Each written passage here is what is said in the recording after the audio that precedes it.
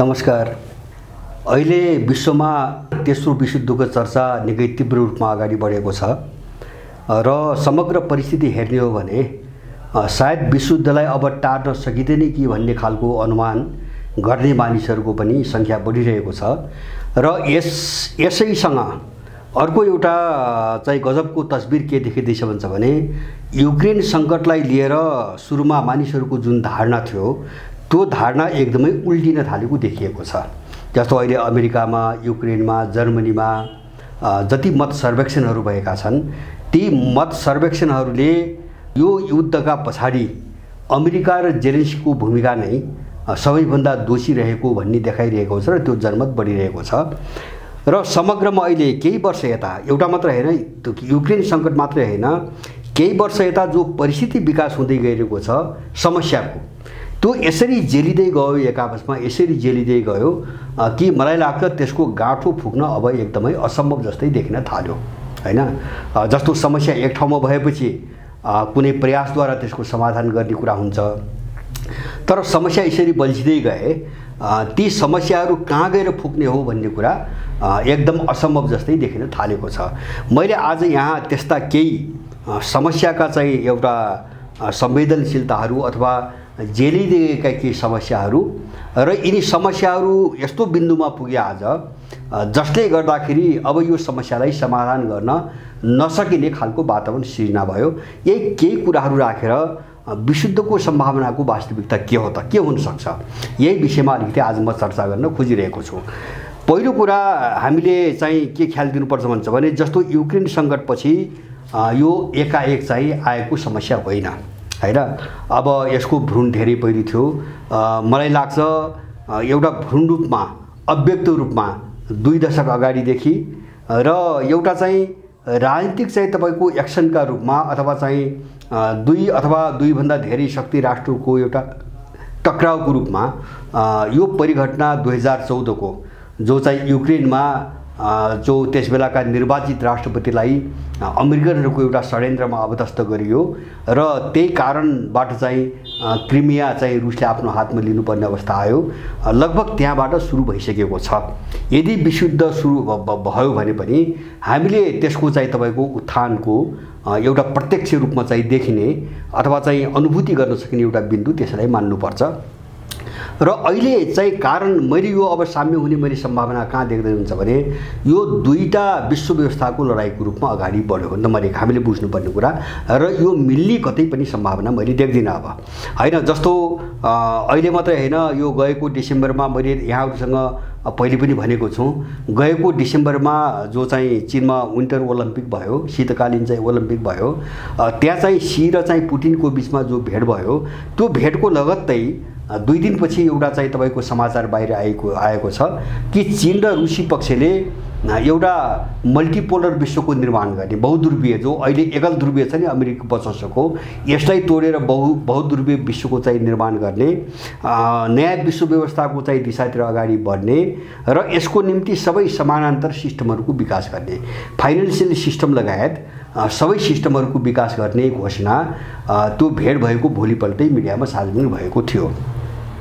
त्यसको 2 दिनपछि, उनीहरूको भेटको 2 दिनपछि रुसले नेटो र अमेरिकालाई सुरक्षाको निम्ति भनेर एउटा सम्झौता प्रस्तावहरू पठायो हैन। उसले के भन्यो भन्दाखेरि सोभियत सङ्घको विघटनपछि त्यसबेला भएको सहमतिलाई उल्लङ्घन गरेर नेटो र अमेरिकाले जो रुसका वरिपरि आफ्नो शक्ति विस्तार गर्दै गयो र रुसलाई घेर्ने एउटा प्रक्रिया अगाडि बढायो, यो बन्द गर र हिजो 1991 मा भएको जो सहमति हो त्यो सहमतिमा फर्क्यौ भन्ने लगायत अब विश्वको सुरक्षा कसरी हुन्छ, जस्तो रुसको सुरक्षा, अमेरिकाको, युरोपको, चीनको सबैको सुरक्षा कसरी हुन सक्छ, अब त्यो सबै प्रस्तावहरू राखेर उसले चाहिँ एउटा सम्झौता प्रस्ताव पठायो। तर दुवै निकायले यसको खिल्ली उडाए, अमेरिकाले पनि खिल्ली उडायो, नेटोले पनि खिल्ली उडायो। अनि त्यसपछि मात्रै हो तपाईँको अर्को वर्षको फरवरीमा चाहिँ तपाईँको के अरे चाहिँ अब युक्रेनमाथि रुसले सैन्य अपरेसनको नाममा एउटा कारबाही चाहिँ सुरु गर्यो। अब यो अहिले अब यो कारबाही अब आजभोलिको दिनसम्म आउँदाखेरि कस्तो देखिन्छ भन्छ भने म 2-3टा घटना मात्रै भन्छु। यसरी चाहिँ बढिसक्यो अब अगाडि। जस्तो रुसले के भन्यो भन्छ भने यो पुरानो व्यवस्था विरुद्ध, पुरानो विश्व व्यवस्था जो छ यसका विरुद्धमा नयाँ विश्व व्यवस्थाको उदय भइसकेको छ, यो पुटिनले आफै भने हैन। 10-15 दिन अगाडि भने धेरै भएको छैन। र अब त्यो बढ्दै बढ्दै कहाँ आयो अहिले भन्छ भने भर्खरै अस्ति मात्रै अब रुसको संसदको जो चाहिँ अध्यक्ष हुन् उनले अलास्कामाथि रुसले फेरि दाबी गर्न सक्छ भन्ने कुरा चाहिँ बाहिर ल्याए। उनी संसदको अध्यक्ष हुन्, उनलाई व्यक्तिगत चाहिँ उनको राय भन्न मिल्दैन। माने अलास्का 1867 मा रुसले एउटा आर्थिक चाहिँ कठिनाइको कारणले अमेरिकासँग बेचेको थियो। अब त्यो अलास्कामाथि चाहिँ रुसले दाबी गर्न सक्ने सम्भावना बाहिर ल्यायो भनेपछि अब त्यसको सन्देश के हो भन्छ भने रुस अमेरिकासँग लड्न पनि तयार छ। त्यसको सन्देश यति मैले बुझेको यहाँसम्म परिस्थिति आइसक्यो। त्यसैले गर्दाखेरि एउटा हामीले बुझ्नुपर्ने कुरा पहिलो कुरो अहिलेको लडाईँ एउटा विश्व व्यवस्थाको लडाईँ हो हैन। बहुध्रुवीय एकल ध्रुवका विरुद्ध बहुध्रुवीय विश्व, धेरै शिविरहरू भएको विश्व र पश्चिमी विश्व व्यवस्थाका विकल्पमा नयाँ विश्व व्यवस्था। त्यसकारणले हामी के प्रश्न हुनु पर्यो भन्छ भने जब विश्व व्यवस्थाको मुद्दा यसरी प्रखर रूपमा आइसकेपछि अब यो युक्रेनको सङ्कट समाधान हुने ठाउँमा छैन। हामी स्पष्ट रूपमा चाहिँ यो कुरा बुझ्नुपर्छ, यसमा भ्रम पाल्नु हुँदैन। त्यसकारणले गर्दाखेरि अब दुई विश्व व्यवस्था जुन लडाईँ हुन्छ त्यो लडाईँले चाहिँ तपाईँको फैसला गर्ने कुरा आयो। अब एउटा तस्बिर, दोस्रो तस्बिर मैले के देख्छु भन्छ भने अहिले 2014 पछिका विशेष गरिकन जति पनि अन्तर्राष्ट्रिय चाहिँ द्वन्द्वका घटनाहरू छन् कुनै पनि घटना वार्ता, कूटनीति र एउटा सौदाबाजीको प्रक्रियाबाट समाधान भएका छैनन्। यो एउटा ट्रेन्ड हो, ध्रुवीकरणको ट्रेन्ड हो हैन। जस्तो तपाईँको क्रिमियाको मुद्दा, भेनेजुएला मुद्दा, इरानको परमाणु डिल भयो, अफगानिस्तानको मुद्दा अथवा तपाईँको सिरियाको मुद्दा, जति पनि मुद्दाहरू छन् अन्तर्राष्ट्रिय जगतमा कुनै पनि तपाईँको वार्ता र कूटनीतिबाट समाधान भएरन् न यिनी मुद्दाहरूमा कुनै सौदाबाजी हुन सक्यो। जसरी पहिले चाहिँ ठुला शक्ति सोभियत सङ्घ र अमेरिकाका बिचमा जस्तो क्युबाको मिसाइल क्राइसिस भन्छ 1962 को कमसेकम एउटा वार्तापछि एउटा सौदाबाजीबाट त्यो हल भयो। र अहिले कुनै पनि मुद्दाहरू अब यो सौदाबाजी, कूटनीति र वार्ताबाट समाधान हुने ठाउँमा छैनन्। दोस्रो डरलाग्दो तस्बिर मैले भने पहिलो चाहिँ दुई विश्व व्यवस्थाको लडाईँ, दोस्रो चाहिँ वार्ता, सम्झौता र सौदाबाजीका गुन्जाइसहरू अन्त्य हुनु, त्यसको बाटो बन्द हुनु। तेस्रो महामारी हैन। जस्तो 2-3 वर्ष अगाडि जो कोरोना भनेर चाहिँ अब ल्याइयो, एउटा षड्यन्त्र ल्याइयो। यो षड्यन्त्र के चिज बोकेर आएको थियो त भन्छ भने मैले पहिले पनि भनेको छु, मैले यही श्रृङ्खलामा भनेको छु, द ग्रेट रिसेट भनेर पश्चिमिया माफियाहरूले यो पृथ्वीलाई कसरी उनको सिकन्जामा कस्ने, कसरी एउटा विश्व निर्माण गर्ने, कसरी चाहिँ तपाईँको मान्छेलाई जानवर बनाउने हैन, कसरी चाहिँ मान्छे सिङ्गो चाहिँ संसारको इकोनोमी उनको हातमा चाहिँ कन्ट्रोल गर्ने लगायतका जति पनि एजेन्डाहरू पारित गरे।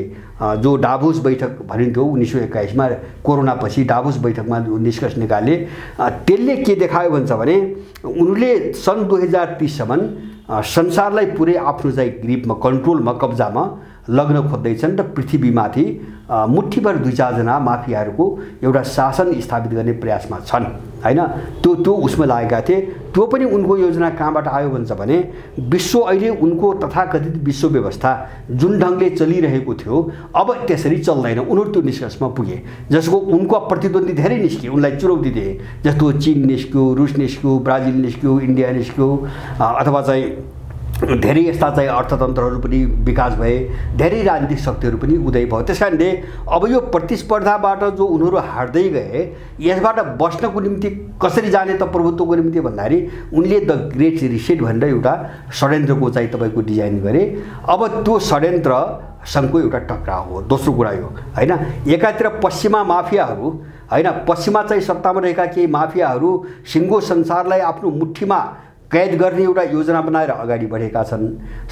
2030 सम्मको टार्गेट छ अबको 8 वर्षपछि। र अब त्यसको काउन्टरमा यद्यपि त्यो कुरो बाहिर आएको छैन, तर त्यसकै काउन्टरमा अर्को शक्ति विश्व चाहिँ तपाईँको दुई विश्व व्यवस्था र बहुध्रुवीय भएर अगाडि बढिरहेको छ। लडाइँ चाहिँ तपाईँको पृथ्वीलाई कसरी ह्यान्डल गर्ने र कसले ह्यान्डल गर्ने भन्ने मुद्दासँग जोडिन पुगेको छ। अब तेस्रो चाहिँ के हुन्छ भने महामारी, जो आर्थिक मन्दी हुन्छ। अहिले लक्षण कस्तो देखिँदैछ भन्छ भने जब युक्रेन युद्ध अब थामिने सम्भावना पनि छैन हैन। अब यसमा सम्झौता हुने सम्भावना पनि मैले देख्दिनँ। यो सम्भावना जस्तो रुसी अपरेसन सुरु भएको केही दिनभित्र यो सम्झौताको प्रयास गरेको भए यो समाधान हुने ठाउँमा थियो। किन रुसले के भनेको थियो भन्छ भने युक्रेनले आफैले हस्ताक्षर गरेको मिन्स्क सम्झौता कार्यान्वयन गर्नुपर्छ, मान्नुपर्छ, लागू गर्नुपर्छ, यति थियो कुरा हैन। जसमा चाहिँ डोनबास क्षेत्रको जो लुहान्स्क र डोनेस्क क्षेत्रहरू छन् त्यहाँका अल्पभाषी अथवा रुसी भाषीहरूलाई एउटा विशेष अधिकार दिएर, त्यो दुईटा राज्यलाई विशेष अधिकार दिएर युक्रेनले एउटा सम्झौता गर्ने भनेर चाहिँ सहमति आफैले गरेको थियो, जसको साक्षी जर्मनी र फ्रान्स पनि बसेका थिए रुससहित। तर अमेरिकाले त्यो लागू गर्न दिएन। त्यो लागू गर भन्न भन्यो, लागू नगरेको कारणले हामीले अपरेसन सुरु गऱ्यौँ भन्यो रुसले भन्यो। त्यो लागू भइदिएको भए यो स्थिति आउने थिएन। तर अहिले कहाँ पुग्यो अब लडाइँ भन्छ भने यत्रो क्षति भयो, यत्रो नोक्सानी भयो। अब सिङ्गो दुनियाँ यसमा चाहिँ तपाईँको ध्रुवीकरणमा चाहिँ तपाईँको फस्यो, ध्रुवीकृत हुँदै गयो। अब चाहिँ तपाईँको मिन्स्क सम्झौतामा अडिएर यो वार्ता अगाडि बढ्ने सम्भावनाको त्यो अध्याय पनि बन्द भयो। त्यसैले अब अहिले रुसको के देखिन्छ भन्छ भने जब युक्रेनले त्यो सम्झौता पालना गर्न इन्कार गरेपछि पूर्वी युक्रेन र दक्षिणी युक्रेन हैन, दक्षिण भने जो ओडेसा र खेर्सान क्षेत्र छन् अहिले, त्यो सबै रुसले चाहिँ कब्जा नगरिकन अब युक्रेनसँग वार्ता हुने सम्भावना मैले देख्दिनँ। अब त्यो चाहिँ तपाईँको गुमाएर युक्रेन वार्तामा आउने अहिलेसम्म सम्भावना देखिएको छैन। त्यसकारणले गर्दाखेरि यसले जो विश्वमा एउटा आर्थिक मन्दी ल्यायो, सङ्कट ल्यायो, जस्तो अहिले नै युरोपमा ठुलो हाहाकार भइसक्यो हैन। तेल र ग्यासको अभावले ठुलो हाहाकार भइसक्यो। अमेरिकामा पनि भनिन्छ मिडियाहरूका अनुसार गएको 40 वर्ष यता सबभन्दा माथिल्लो स्तरको चाहिँ महँगी र मूल्य वृद्धि अमेरिकामा सुरु भयो। युरोपमा पनि त्यही हालत छ। अब डलर के अरे चाहिँ तपाईँको तेलको मूल्य चाहिँ 380 प्रति ब्यारेल पुग्ने चाहिँ प्रक्षेपण उनीहरूले गरिरहेका छन्। त मान्छे नै थ्याक्न नसक्ने भयो। अब त यो आर्थिक मन्दी जसरी बढिरहेको छ अब यो कम हुने सम्भावना पनि छैन। किन युद्ध रोकिएन भने अब आर्थिक मन्दी कम हुने सम्भावना छैन। र यसले एउटा महामन्दी हैन, जस्तो 1929-30 को चाहिँ वर्षमा जो आयो भनिन्छ महामन्दी, त्यस्तै खालको एउटा चाहिँ मन्दीमा विश्व चाहिँ अगाडि बढिरहेको छ। र यसले ठुलो विस्फोट ल्याउँछ। विश्वभरि कैयौँ देशहरू पतन हुन्छन्, कैयौँ देशहरूको अस्तित्व मेटिन्छ, कैयौँ देशहरूमा ठुलो उथलपुथल हुन्छ, विद्रोहहरू हुन्छन् र एउटा विश्वको समीकरण तस्बिर बेग्लै भएर जान्छ। त्यसकारणले त्यो दिशातिर विश्व अगाडि बढ्यो। यो आर्थिक मन्दीको जो रफ्तार छ यसलाई कन्ट्रोल गर्ने कुनै पनि उपाय अहिले कसैसँग छैन हैन। कुनै पनि उपाय कसैसँग छैन र त्यो उपाय निस्कदैन पनि। यो युद्ध जारी रहेसम्म त्यो उपाय निस्कदैन पनि। अब अर्को कारण म के देख्छु भन्छ भने अहिले यो फैलिँदै गयो भने अब हुने भनेको परमाणु बमको युद्ध हो, परमाणु युद्ध हो। यसमा कुनै पनि शङ्का छैन। किन भन्छ भने कुनै शक्ति चाहिँ आफ्नो दुश्मनको आक्रमणबाट अब सिद्धिने निष्कर्षमा पुग्यो भने उसले प्रयोग गर्ने भनेको परमाणु हतियारै हो। किन आफू नरहेपछि उसले अर्को पनि रहोस् भन्न चाहन्न। त्यसकारणले अहिलेको जमानामा कसैले एउटा परमाणु बम प्रयोग गरिदियो भने मलाई लाग्छ पृथ्वीमा जति परमाणु बम छन् सबै प्रयोग हुन्छन्। एउटा मात्रै होइन, सबै प्रयोग हुन्छ, एउटा परिस्थिति विश्वतिर जान्छ। त्यस्तो खालको एउटा वातावरण निर्माण हुँदै गएको छ। रुसले त दर्जनौँ पटक रुससँग न्यु खोजे वा पश्चिमाहरूले सिधै हात हाले भने सिधै परमाणु युद्ध हुन्छ भनेर रुसले चाहिँ सिधा धम्की धेरै पटक भयो दिइसकेको छ। अर्को चाहिँ तपाईँको कारण जेलिएको कारण पानीको सङ्कट हैन, जस्तो पर्यावरण र पानीको सङ्कट। पानीको सङ्कट तपाईँ हाम्रो चेतनामा, हाम्रो स्तरमा धेरै चर्चामा आउँदैन। तर पानीको सङ्कट यसरी बढ्यो। अस्ति मैले भर्खरै 5-7 दिन अगाडि एउटा रिपोर्ट चाहिँ तपाईँको पढ्दै थिएँ कि अन्टार्कटिका के अरे चाहिँ यो एटलान्टिक क्षेत्रमा हैन, जो एटलान्टिक महासागर छ त्यसको उत्तरी भागमा जो चाहिँ बरफ छ अथवा जो चाहिँ तपाईँ हिउँ छ, लगभग 30-35 कति भन्यो त्यहाँसम्म पुरै पग्लेर चाहिँ तपाईँको सिद्धिन्छ। पुरै पग्ले हिउँ नै रहन्न भन्ने छ। हिमालयमा जो हिउँ छ सबभन्दा बढी हिउँ भनेको एउटा मानव बस्ती भएको ठाउँ हिमालय हो। हिमालयको पनि सन् 2040 सम्म हैन आगामी चाहिँ तपाईँको 15-20 वर्ष अथवा 30 वर्षभित्र हिमालयको हिउँ पनि सबै पग्लिएर जान्छ भन्ने चाहिँ अनुमान वैज्ञानिकहरूको छ, जुन रफ्तारमा हिउँ पग्लिरहेको छ हैन।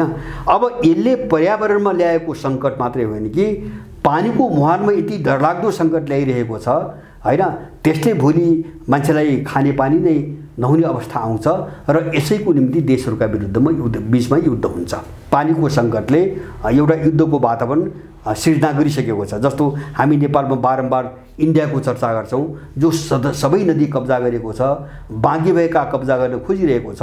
यसको कारण के हुन्छ भने इन्डियाको यो पश्चिमदेखि लिएर यो पूर्व इन्डियासम्म उत्तरी भाग जो छ 65-63 लाख हेक्टर जमिनमा उसको पानी नै छैन, सिँचाइको कुनै स्रोत पनि छैन, खाने पानी पनि एकदमै दुर्लभ छ।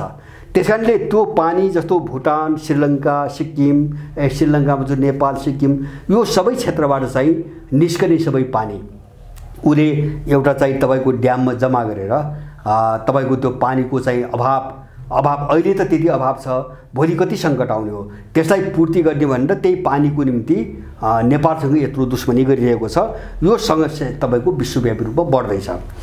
र अब अर्को एउटा समस्या अहिले समकालीन विश्वको के हो भन्छ भने मानिस प्रत्येक देशमा, त्यो पनि पश्चिमा देशमा यति विक्षिप्त र यति उदासीन भएर गयो कि उसले आफूलाई चाहिँ जीवनमा आफ्नै जीवनलाई मरेको अनुभूति गरिरहेको छ हैन। कहीँ पनि मानसिक शान्ति छैन, मान्छे विक्षिप्त छ, एकदम उदासीन छ।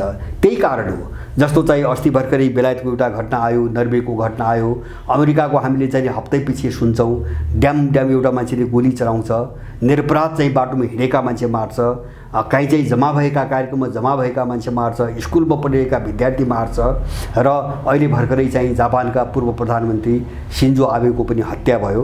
माने उनीहरूको सभ्यता संस्कार र उनको वातावरणले जस्तो परिवेश बनायो त्यसबाट संसारको मानिस एकदमै विक्षिप्त हुँदै गएको छ र यो विक्षिप्त भएको मान्छेले जे पनि गर्छ एउटा ठुलो अराजकता पैदा हुँदै गएको छ, संसारभरि एउटा ठुलो अराजकता पैदा हुँदै गएको छ। अब तेस्रो अर्को ठुलो समस्या आप्रवासन र शरणार्थी समस्या, यो विश्वको ठुलो चुनौती ठेक्दै नसक्ने खालको एउटा समस्या बनेर गयो र अहिले अनुमानतः एउटा आधिकारिक अभिलेख गरिएको सङ्ख्या 3 करोडभन्दा माथि, थोरै माथि चाहिँ शरणार्थीहरू छन् अहिले विश्वभरि विभिन्न देशबाट चाहिँ धपाइएका निकालिएका युद्धका कारणले 3 लाखभन्दा थोरै माथि चाहिँ तपाईँको शरणार्थी छन् भनिएको छ।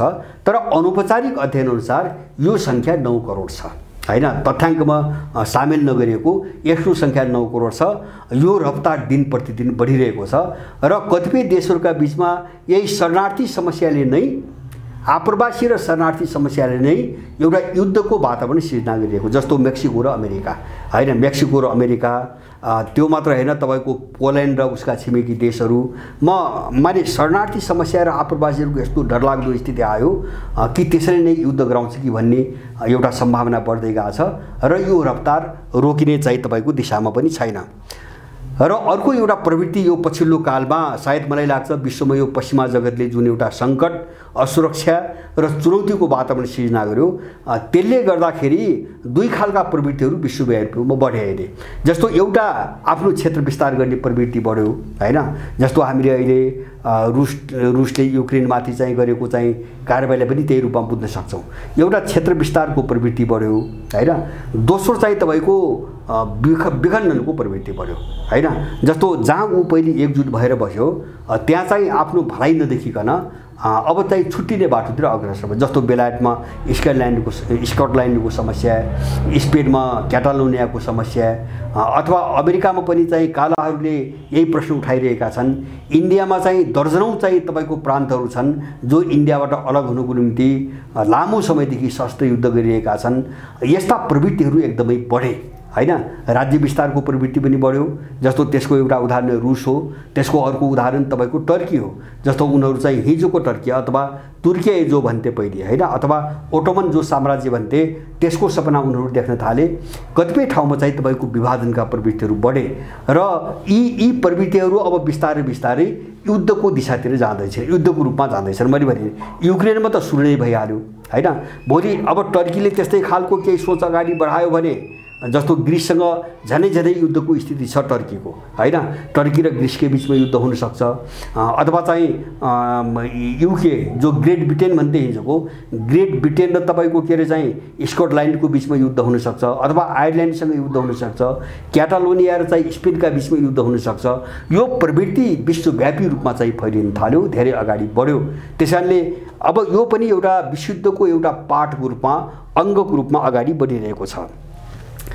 त अर्को चाहिँ तपाईँको अहिलेको लडाइँ स्रोतहरूको लडाइँ हैन। जस्तो साँच्चीकै भन्छ भने जस्तो अहिले अमेरिका युरोप भर्सेस चीन र रुसको जो चाहिँ हामीले देखिरहेका छौँ, यसका पछाडिको सबैभन्दा महत्त्वपूर्ण पाटो भनेको तपाईँको स्रोतहरू कब्जा गर्ने लडाइँ हो हैन।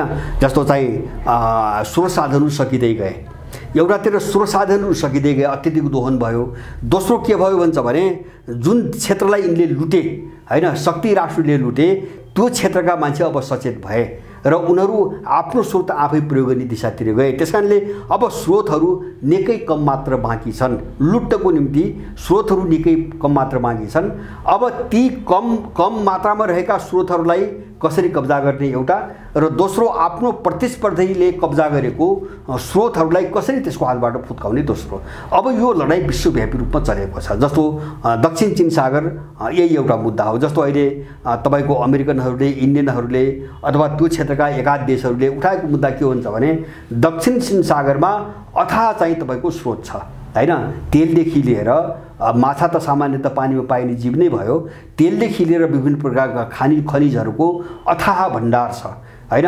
त्यसकारणले त्यो भण्डार चीनको हातबाट खोज्नुपर्छ, उसलाई मात्रै खान दिन हुन्न। अमेरिकनको टाउको दुखाइ त्यति हो, जापानिजहरूको अस्ट्रेलियनको टाउको दुखाइ त्यति हो, र चिनियाहरूले त्यो आफ्नो नियन्त्रण लिन खोज्या हो। अब त्यस्तै खालको झगडा विभिन्न क्षेत्रहरूमा छ। स्रोतहरूको लडाइँ एकदम चतुरतापूर्ण रूपमा अगाडि बढ्यो विश्वभरि रूपमा।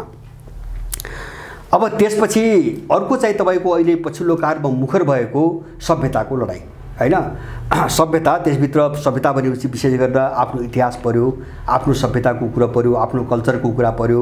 अब यो आफ्नोपनको जो लडाइँ हो त्यो विश्वको मूल प्रवृत्ति भएर आएको छ। यसलाई हामीले ध्यान दिनुपर्छ। जस्तो मैले भने अघि न विश्व व्यवस्थाको कुरो गरेँ, त्यो विश्व व्यवस्था भने सार त के हुन्छ भने पश्चिम र पूर्व भनेको हो। जस्तो रुसी राष्ट्रपतिले अस्ति भर्खरै एउटा गजबको कुरा के भन्नुहुन्छ भने हामी पश्चिमासँग जो सम्बन्ध थियो, 100औं वर्षदेखि रुसको जो सम्बन्ध थियो, अब हामी त्यो बिन्दुमा फर्कन सम्भव छैन, हामी फर्कन्नौँ भनेर उनले घोषणा गरे। भनेपछि अब रुस युरोपबाट अलगिएर युरेसिया भन्ने जो उनले कन्सेप्ट बनाएछन्, उनी एसियाको भूभागतिर जोडिने चाहिँ मानसिकता स्पष्ट रूपमा आइसकेको छ बाहिर। त्यसकारणले गर्दाखेरि अब त्यो भयो भने बाँकी युरोपको कुनै पनि मूल्य रहन्न, अर्थै रहन्न। रुस बिनाको बाँकी युरोपको अर्थ रहन्न। किन रुस रहेन भने पूर्वी युक्रेनका धेरै देशहरू पनि युरोपमा रहन सक्दैनन्, किन युरोपमा बाँच्न सक्दैनन्। किन युरोप भनेको स्रोत साधनको हिसाबले अत्यन्तै गरिब र अत्यन्तै कम चाहिँ तपाईँको चाहिँ भएको स्रोतहरू भएको क्षेत्र हो युरोप भनेको। त्यो अरूसँग सहकारी नगरिकन अथवा एसियाको पूर्वी युक्रेन र तपाईँको एसियासँग निर्भर नरहिकन तपाईँको पश्चिमी युरोपले चाहिँ तपाईँको आफ्नो अस्तित्व गुजार्न सक्ने अवस्था छैन। त्यसकारणले गर्दाखेरि अब यो लडाइँ जस्तो रुसले चाहिँ हामी अब पश्चिमाहरूसँग हिजोको ठाउँमा जान सक्दैनौँ भन्नुको अर्थ अब रुस चाहिँ एसियासँग जोडिन खोजिरहेको छ। यसले के देखाउँछ भन्छ भने पश्चिम र पूर्वीय जो सभ्यता हो नि त्यो ठ्याक्कै दुई भागमा विभाजित भइसक्यो।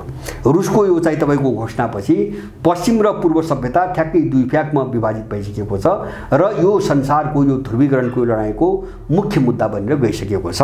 मैले भने यिनी सबै कारणहरू एकै ठाउँमा आएर जेलिएका छन् र कसैको पनि समाधान देखिँदैन अहिले हैन। कुनै पनि चाहिँ समस्याको समाधान देखिँदैन।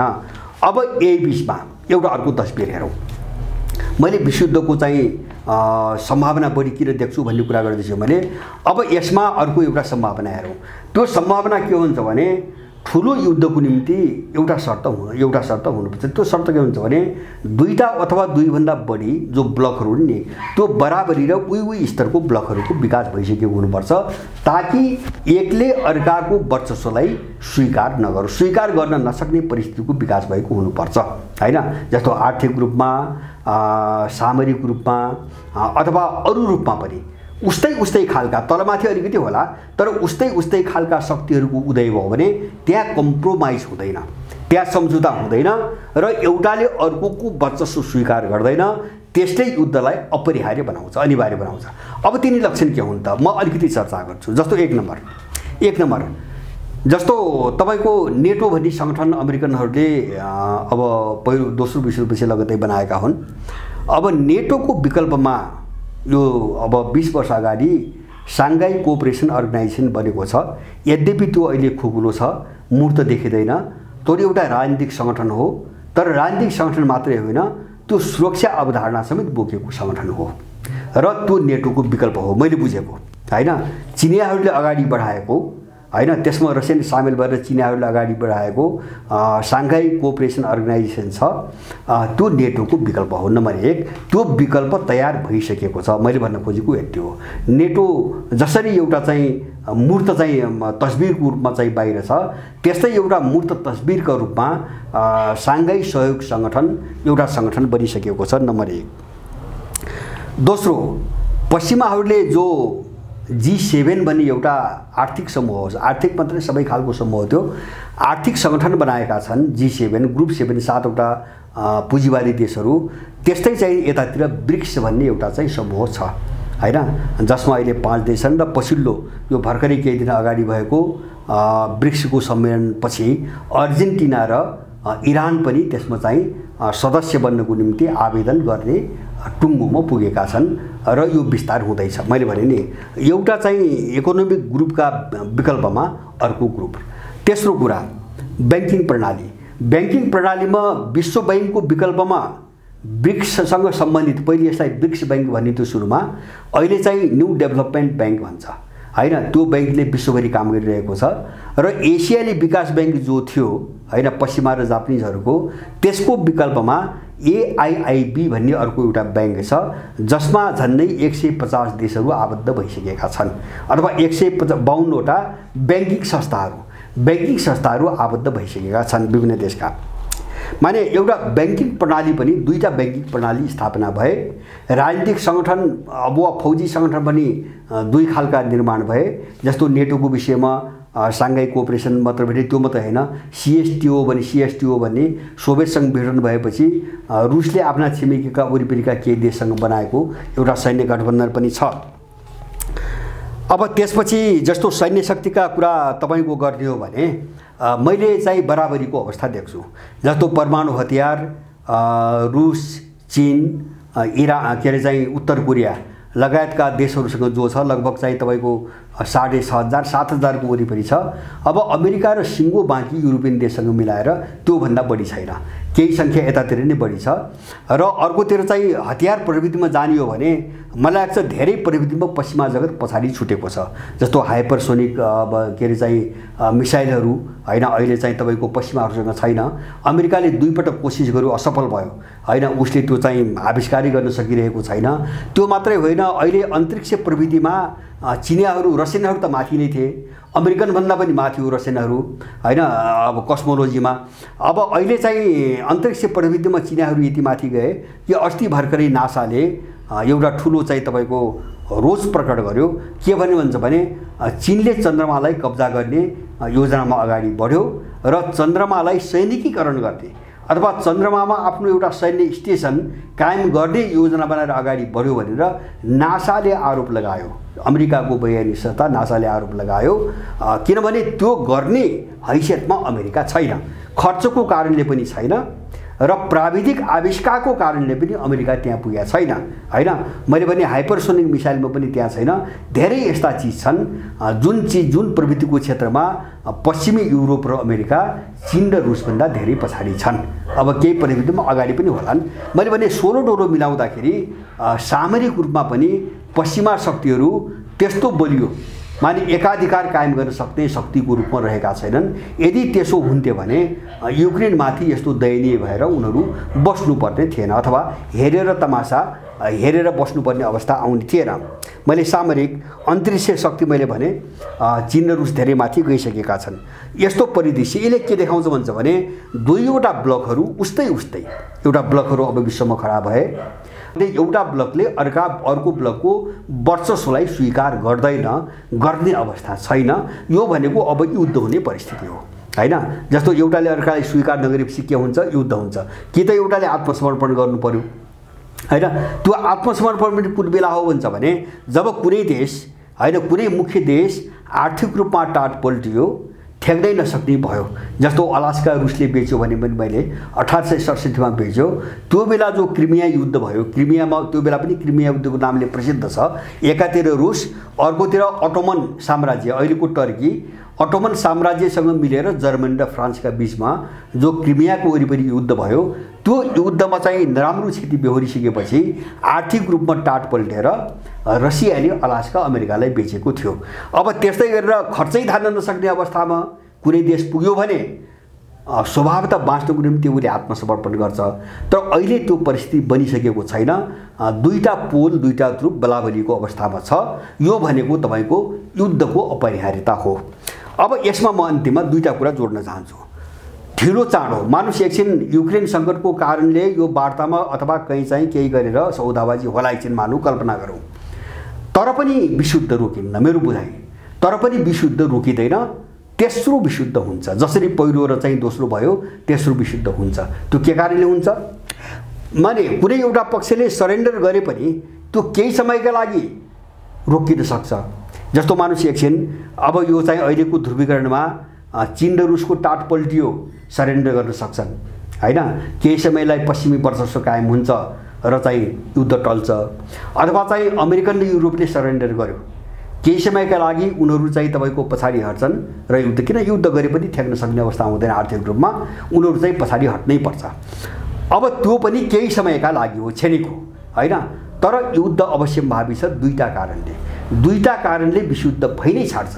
म त्यो दुईटा कारण के हुन्छ भने, पहिलो कारण के हुन्छ भने पश्चिमी सभ्यता युद्धको स्रोत हो। हामी यसमा कुनै पनि भ्रम पाल्नुहुन्न। हामी स्पष्ट हुनुपर्छ, यो युद्धको स्रोत हो। र पश्चिमी एकाधिकारवादी जो पुँजीवाद छ, एकाधिकारी जो पुँजीवाद छ, जसले अर्काको अस्तित्व स्वीकार गर्दैन अथवा जो सहकारीमाथि विश्वास गर्दैन र जसले सधैँभरि आफ्नो वर्चस्व होस् भन्ने मात्रै चाहन्छ, त्यो सिद्धान्त, त्यो विचार नै युद्धको स्रोत हो। हामी यसमा क्लियर हुनुपर्छ। किन भन्छ भने दुईटा विशुद्ध जो भए त्यो चाहिँ पश्चिमी जगतको श्रेष्ठता वा वर्चस्वताको अवधिमै भएका युद्धहरू हुन्। उनीहरू बिचमै सुरु भएका युद्धहरू हुन् हैन। जस्तो कुनै चाहिँ साम्यवादी र पुँजीवादी अथवा चाहिँ कुनै चाहिँ एकाधिकार के अरे चाहिँ अधिनायकवादी र तथाकथित प्रजातन्त्रवादीका युद्ध होइनन्, सबै पुँजीवादीहरूकै युद्ध हुन्। किन उनीहरू एक अर्का बिचमै तपाईको सहन्नन्, एउटाको अस्तित्व अर्का स्वीकार गर्दैनन्। किन? उनको त्यो थट हो, उनको त्यो चाहिँ मानसिकता हो। मैले बारम्बार भनेको छु, अब पश्चिमी दुनिया अथवा चाहिँ पश्चिमको एकाधिकारी जो पुँजीवाद छ, यो नै युद्धको जननी हो, यो नै युद्धको स्रोत हो। किन भन्छ भने उनको सभ्यता त्यसरी विकास भएको छ। जस्तो उनको राष्ट्र पनि निषेधबाट बनेको छ, एकले अर्काको अस्तित्व समाप्त पारेर चाहिँ अगाडि बढेर राष्ट्र भएको छ। तपाईको उनको प्रजातन्त्रको परिभाषामा पनि प्रतिस्पर्धाकै कुरो छ। किन? त्यहाँ मेलमिलापको कुरो छैन, लड्ने कुरा छ, एउटा अर्कोसँग लडेर सत्ता क्याप्चर गर्ने कुरा छ। उनको अर्थतन्त्रमा पनि बजारवादको कुरा छ, माने सक्नेले नसक्नेलाई मेटाइदिने कुरा छ। त्यहाँ पनि सबै बाँचुन् भन्ने कुरा छैन। किन? उनको त्यो थट हो। त्यसकारणले त्यो थटले संसारमा कहिले पनि शान्ति हुन दिँदैन, कहिले पनि मिल्न दिँदैन र त्यसले एउटा उत्कर्षमा पुगेपछि युद्धलाई जन्म दिन्छ। त्यो कारणले युद्ध अपरिहार्य छ। तेस्रो विशुद्ध अपरिहार्य छ, नम्बर 1। दोस्रो चाहिँ युद्ध अपरिहार्य मैले किन लेख्छु भन्छ भने यो प्रकृतिको नियम हो। किन? प्रकृतिले अथवा पृथ्वीले ठेक्न सक्ने हदसम्म चाहिँ तपाईँको बेहोर्ने कुरा हो। जब उसले ठेक्न सक्दैन त्यसपछि एउटा प्रलय सुरु हुन्छ हैन।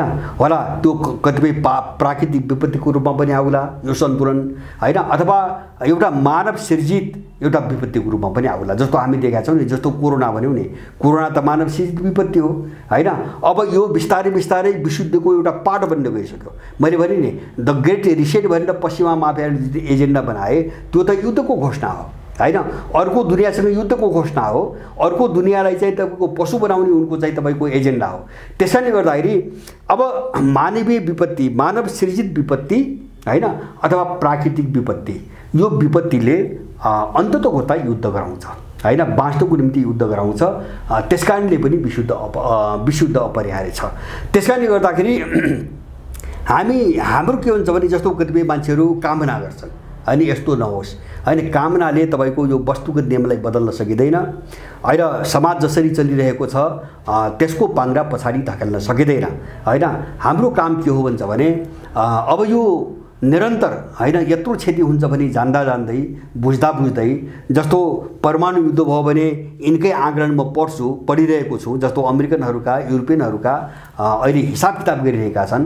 परमाणु युद्ध भयो भने के हुन्छ, डरलाग्दो तस्बिर पेश गरिरहेका छन्। यस्तो तस्बिर कि 25 वर्षसम्म तपाईँको सूर्यको प्रकाश पृथ्वीमा आउँदैन हैन, कुनै पनि तपाईँको चाहिँ एउटा के अरे वनस्पति जाग्दैन हैन। किन प्रकाश नआएपछि कहाँबाट वनस्पति जाग्ने हैन, किन त्यो परमाणु चाहिँ जो कचरा हुन्छ त्यो कचराले वायुमण्डल यसरी चाहिँ छेकिदिन्छ कि त्यसले अब तापक्रमलाई झन्डै चाहिँ 10 डिग्री घटाइदिन्छ अरे। विश्वभरि तापक्रम छ, त्यो तापक्रमलाई 10 डिग्री घटाइदिन्छ।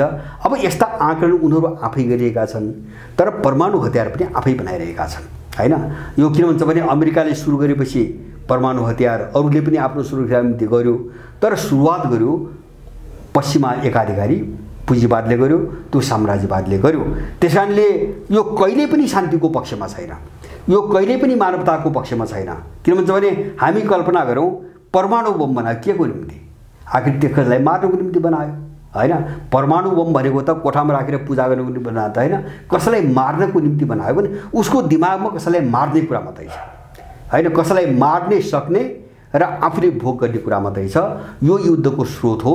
त्यसकारणले गर्दाखेरि यो रहेसम्म युद्ध भइरहेको छ र तेस्रो विशुद्ध पनि हुन्छ।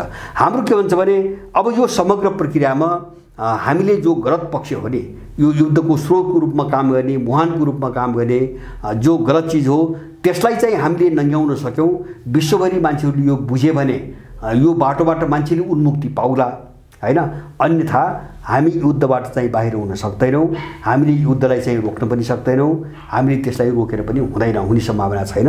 त्यसकारणले गर्दाखेरि मेरो चाहिँ अनुमानमा आजको विषयमा मैले भन्न खोजेको अब युक्रेन सङ्कट लाम्बियो, हामीले जस्तो लाम्बियो भन्ने कुरा रुसले पनि भन्यो। रुसले अस्ति मात्रै के भन्यो भन्छ भने रसियनहरूले के भनेको छन् भन्दाखेरि यो त एउटा चाहिँ ट्रायल हो, जस्तो एउटा रिहर्सल हो जस्तो कुरा उनले गरिरहेका छन्।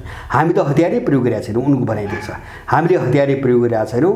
युद्ध त्यस बेलासम्म चल्छ जुन बेलासम्म हामीले अगाडि सारेको सम्झौता प्रस्ताव अथवा भएका सम्झौता उनीहरूले कार्यान्वयन गर्दैनन्, त्यो बेलासम्म युद्ध चल्छ। यो कहिले अन्त हुन्छ भन्ने कुरा कुनै निश्चित छैन, उनीहरूले स्पष्ट भनेका छन् र उनीहरू वर्षौँसम्म लड्न तयार भएर हात हालिरहेका छन्। त्यसकारणले अब यो चाहिँ एउटा व्यापक चाहिँ बन्दै गयो र त्यसले संसारभरि विभाजन ल्यायो। अब सारा नचाहेर पनि मान्छे विभाजित हुन थाल्यो। जस्तो अहिले G7 को बैठक भइरहेछ इन्डोनेसियामा, अब त्यहाँ युरोपियन र अमेरिकनहरू एकातिर, बाँकी विश्वका चाहिँ प्रतिनिधिहरू अर्कोतिर, त्यहाँ ठुलो विभाजन आएको छ हैन। G7 मा पनि अलिकति मतान्तर त्यहाँ पनि आयो, नेटोभित्र पनि मतान्तर आयो। अब जस्तो यही चाहिँ तपाईँको मैले भने नि ब्रिक्स भनौँ अथवा चाहिँ साङ्घाई कोअपरेसन अर्गनाइजेसन भनौँ, यहाँभित्र पनि सबैको एउटै मत छैन। माने विश्व एकदम ध्रुवीकृत हुन बाध्य भइरहेको छ, किन यो लम्बिरहेको छ, यो बढिरहेको छ। त्यसकारणले यो जति लम्बिँदै जान्छ त्यो ध्रुवीकरण त्यत्तिकै व्यापक हुँदै जान्छ र एउटा बिन्दुमा गएर यसले विशुद्धको रूप लिन्छ। त्यसकारणले विश्वयुद्ध हुन्छ कि हुँदैन भन्ने होइन। अब यस्तो खालको जो खतरा सम्भावना अगाडि पैदा भयो नि, यसलाई चाहिँ अब त्यसपछिको पिँढी मा नदोहोरियोस् भन्नको निम्ति हामीले कस्तो चेतना विकास गर्ने र ती शक्तिहरूलाई हामीले कसरी चिन्ने, हामी आफैले पनि कसरी चिन्ने र अरूलाई पनि चिनाउने हाम्रो, मलाई लाग्छ हाम्रो योगदान सबभन्दा ठुलो योगदान भनेको त्यही हो। तर हामी यो युद्धलाई टार्न सक्ने अवस्थामा छैनौँ। अब यस्तो चिज किन आइरहेको छ बारम्बार मानवीय जीवनमा, बरु यो प्रश्नमा केन्द्रित रहेर यहाँहरू सबैले बस चलाइदिनु भयो भने त्यसको जरोसम्म पुग्न सबैलाई मद्दत हुन्थ्यो भन्ने मलाई लाग्छ। किन हामीले दुईटा विशुद्ध, अब क्षेत्रीय युद्धहरू, साना युद्धहरू त हामीले सधैँभरि देखिरहेका छौँ, संसारभरि देखिरहेका छौँ। र मलाई लाग्छ, म गजब पर्छु, म चाहिँ सोच्छु कहिले, अनि आफ्नो बस्ने, खुरुखुरु खाने, होइन, सबैलाई बाँच्न दिने, होइन, त्यो गर्न छाडेर त्यो अमेरिकन भन्ने जाति अहिले संसारको 900वटा ठाउँमा उसको सैनिक उपस्थिति छ। झन्डै 900वटा ठाउँमा सैन्य उपस्थिति छ। त्यो कहीँ चाहिँ प्रत्यक्ष सैनिक बेसको रूपमा, क्याम्पको रूपमा छ, कतै ट्रेनिङको रूपमा, कतै चाहिँ केको रूपमा, कतै चाहिँ भोलिन्टियरको रूपमा, नाम जेसुकै होस्। तर अमेरिकी सेनाको उपस्थिति विश्वका लगभग 200 जति देशहरूका 900 स्थानमा उनको उपस्थिति छ। अनि यो के को निम्ति? त्यो अमेरिकी चरित्र हो भनेपछि पश्चिमा एकाधिकारी पुँजीवादको चरित्र हो, त्यो साम्राज्यवादको चरित्र हो। किन भन्छ भने त्यसले जसलाई पनि आफ्नो गुलाम बनाउन चाहन्छ। नत्र भने चाहिँ तपाईँको 900 ठाउँमा उसको उपस्थितिको आवश्यकता किन उसले संसारभरि चाहिँ आफ्नो सेना लगेर तैनात गर्नु पर्यो भनेपछि अब यो चिजलाई हामीले बुझ्नु पर्यो, होइन? किनभने हामी यही समस्याबाट गाँजिएका छौँ। हाम्रो भूराजनीति पनि यही गएर फसिरहेको छ। हामीले यस्ता चिजहरूमा चाहिँ तपाईँको एउटा मत बनाउन सकेनौँ, एउटा सोच बनाउन सकेनौँ भने हामी युक्रेनी जस्तै फस्छौँ, एउटा भ्रममा फस्छौँ। र कस्तो डरलाग्दो भ्रममा फस्छौँ भन्छ भने जस्तो युक्रेनीहरू अब उनी छाँगाबाट खसे जस्तो भइरहेछन्। मैले अघि नै पनि भने अहिले त्यहाँ पोल चाहिँ तपाईँको भइरहेछ, सर्वेक्षण, मत सर्वेक्षण। अहिले झनै आधा युक्रेनीहरूले युक्रेनको त्यो हालतको निम्ति जेलेन्स्की र अमेरिकालाई दोष दिन थालेका छन्। अब बुझ्दैछन्, किन घटनाक्रमले बुझाए। जस्तो पहिले उकासे सहयोग गरेनन्, हामी साथमा छौँ, हामी लड्छौँ भने आएनन्।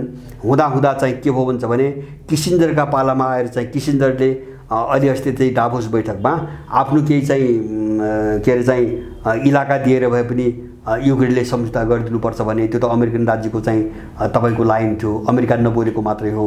र अहिले भर्खरै अस्तिको मात्रै कुरा हो, युरोपियन युनियनले जुन युक्रेनलाई लड्नको निम्ति निरन्तर उकास्यो, अहिले पनि फाटफुट हतियार र अलिअलि चारो फालिरहेको छ, त्यो युरोपियन युनियनले युक्रेनले मागेको ऋण सायद मलाई लाग्छ 1.89 बिलियन कति छ, अरब डलर छ, होइन, 2 अरब डलरको हाराहारीमा छ। त्यो ऋण युक्रेनलाई दिन अस्वीकार गर्यो युरोपियन युनियनले। के कारणले त भन्दाखेरि त्यो ऋण युक्रेनले तिर्न सक्ने कुनै आधार छैन भन्ने कारण देखाएर ऋणै तिर्ने इन्कार गरे भने पश्चिमाहरू कति जङ्गली बुवासा छन् भन्ने कुराको राम्रो प्रमाण हो, होइन? मर्ने बेला उनीहरूले सहयोग गर्दैनन्, होइन? युक्रेनलाई लगेर फसाइदिए। त्यस कारणले भोलि नेपाल यस्तै चाहिँ अज्ञानता, यस्तै प्रकारका भ्रमहरूबाट देश फस्न सक्ने खतरा छ। त्यस कारणले समग्र विश्वको यो तस्बिरलाई हेरिकन हामी यस्ता मुद्दाहरूमा अलिकति राम्रोसँग बहस सुरु गरेर स्पष्ट हुनुपर्छ। हस्, धन्यवाद।